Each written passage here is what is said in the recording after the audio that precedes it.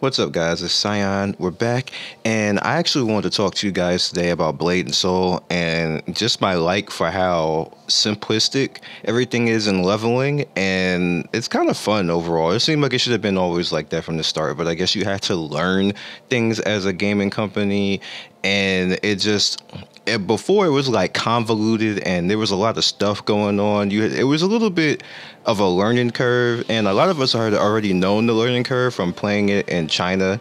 And people coming in, they don't want to do that. Unfortunately, the MMO world has gotten lazy. We already know this already. And you need to streamline things. I don't like that. I don't say that. I'm not even saying that that's the right thing to do. But overall, if you want to have an MMO that people are going to play nowadays, it has to streamline the things a little bit. If it's too complicated in the beginning, people will say, and not play. It's just the reality of the situation. We'll get 50% of the population who will not play your game because it's too complicated to get into. Now, with that said, I already said I don't like that, but I understand why companies do that. I don't like when they simplify the skill system and then take away the abilities on people who like to actually make builds.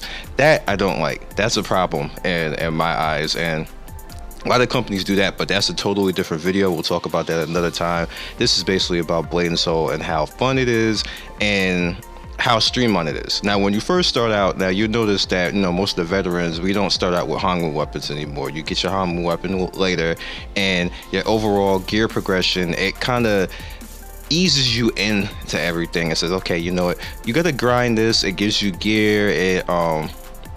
It will give you items. There's free things in like the surveys and stuff like that, and then you have like the monthly system or whatever weekly event is going on that will give you items and help you out along your way. And if you're a long time player, you should have resources already back to you.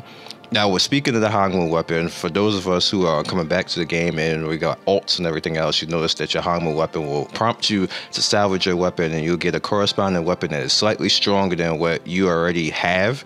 And you just going forward, you just get all types of gear and drops weapon-wise from field bosses or in dungeons and stuff like that. And that's where you get your upgrades from. Until you get to around chapter 4, I'm forgetting which quest, but you'll get your first weapon that you can actually enhance from there. The trinkets and everything else work about the same way. It's a little bit more simplified and easier to get, and they even give you items that level up your trinkets, which I know you'll probably say, oh, this sounds like they're holding my hand. They are. No, let's just be honest, that they're holding your hand at this point when it comes to that. And it gets harder later on to actually gear up and everything, but this is something that had to happen because people were getting stuck. You would notice that people were coming into dungeons who were vastly underpowered, and I actually made a video complaining about that and actually telling people how to get powered and telling people where to get gear. And I guess the company said, hey, you know what, screw this, we're gonna get rid of all that and we're just gonna teach them how to do it right off the bat, which is props to them if they watch videos like mine and other people who are more popular than me who made videos on that. So that might be a direct correlation to stuff like that. And this is basically coming from the overseas version into North America. So it's not like it's just when they got to North America they say, hey, this doesn't work. This is just stuff that they probably already seen coming down the pipeline. Now, with that said, what I basically did, the leveling up, going towards 50, is I just did everything that was along the way, and I didn't do anything out of the way. If there was something blue or whatever else like this, and it was out of my path of where I need to go for my yellow quest, it didn't get done. Now, doing that will cost you, of course, you'll get some coin. It'll cost you upgrades as far as your accessories, because accessory things drop, and you can, basically use those as fodder to level up your gear and stuff like that. And it's also less coin and less stuff for you to actually sell on the auction house, because you can sell accessory items on the auction house. They do sell. Not high, but they're 5, 6 silver or something like that. If you they sell, you can put them in there, and then people will buy them because they want to just straight upgrade. There's like people who've already been playing the game and have alts and stuff like that. They don't want to go through all this bullshit and just want to go straight through and do y'all quests and that's it. They'll buy that stuff. So keep that in mind. Now, along the lines of how do I like it like this, like you still do the quest, and you still see all the yellow quests and the storyline and everything else. So it's still fun. It's not like you really miss anything by having really not do the blue quest, because a lot of times they made the game longer for no reason. So unless you're actually after resources and whatever the blue quest gives, which sometimes they give the zones not gems, they're stones. The zone stones, so you can use upgrades on your bow pay and stuff. Like, I call it bow pay, but it's really a soul shield. If you want to upgrade your soul shield and for the zones, or if you don't even really care about that and you just want to get to 50 and then worry about it around the little 45-50 mark, then you can do that. But it's up to you at that point. You can just keep spamming dungeons and go after the soul shields in the dungeons and not even have to worry about that. It's very easy to spam the dungeons overall and just, you know, eventually get the soul shield up, and then, or maybe even run with a guild and have, hey, you know what, can you help me get my soul shield? And, like, you can even work together and just, you know, interchange and stuff. Hey, I got this, I got number 1, and hey, you got number 1, I need number 2, and stuff like that. It really works out that way. So you can do it that way and not even have to worry about zone grinding for your soul shield. You can just, you know, just level it up through the dungeon. But overall, I like it this way because now there's so many quests that by the time you get to 50, you don't even have to worry about leveling that like that, because you should be at the point where by the time you get to 50, it'll be before the big type of dungeons, and you just keep doing the quest. It'll very much reward you to the point where it gets you ready for dungeons, that you have enough gear to be in dungeons, and that you won't be at that bad point that I was talking about where people would come in like 300 AP and you're like, how the fuck did you come in here at 300 AP? Like, how'd you get through the quest line like that? And like that used to always baffle me.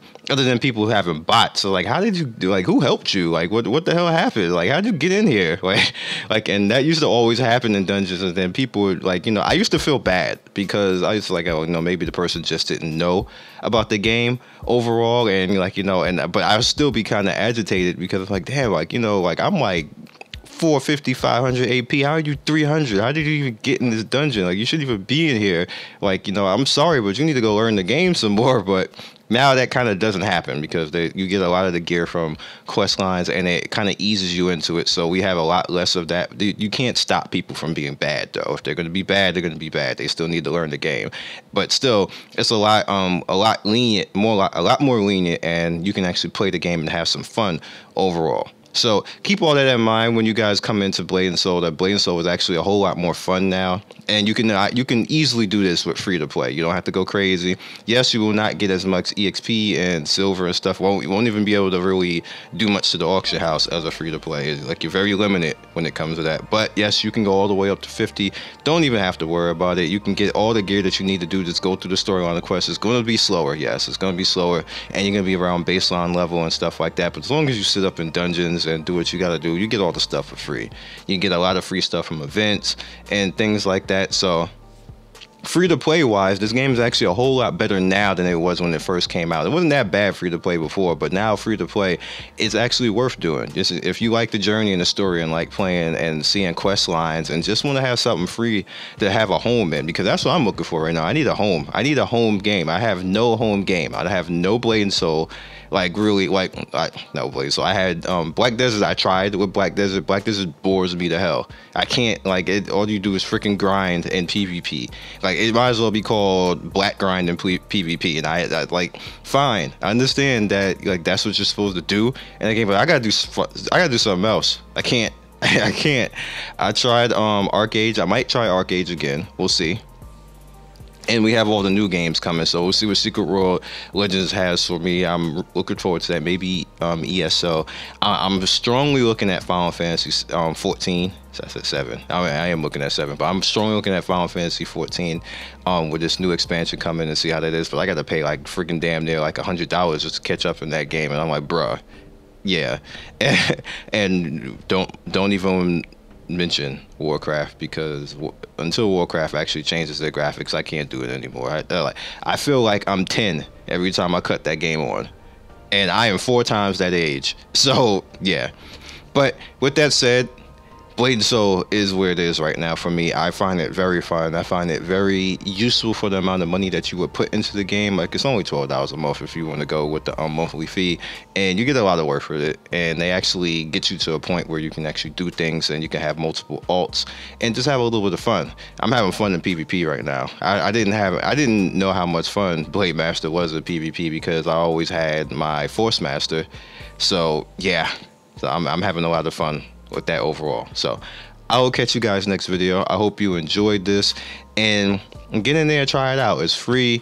Like I said, they streamline you a lot, and you don't really have to try all that hard in this game when it comes to actually trying to learn the ins and outs. And if you have any questions, you can always hit the Blade and Soul forums, the Reddit. They're not that nasty. Like, they are nasty when it comes to their meta though. The meta, they kind of are nasty. But everything else, people will help you. People will help you, or you can find guides or videos out there. People are still covering it. So I'll catch you guys next video, and hope to see you out there in the community. Peace.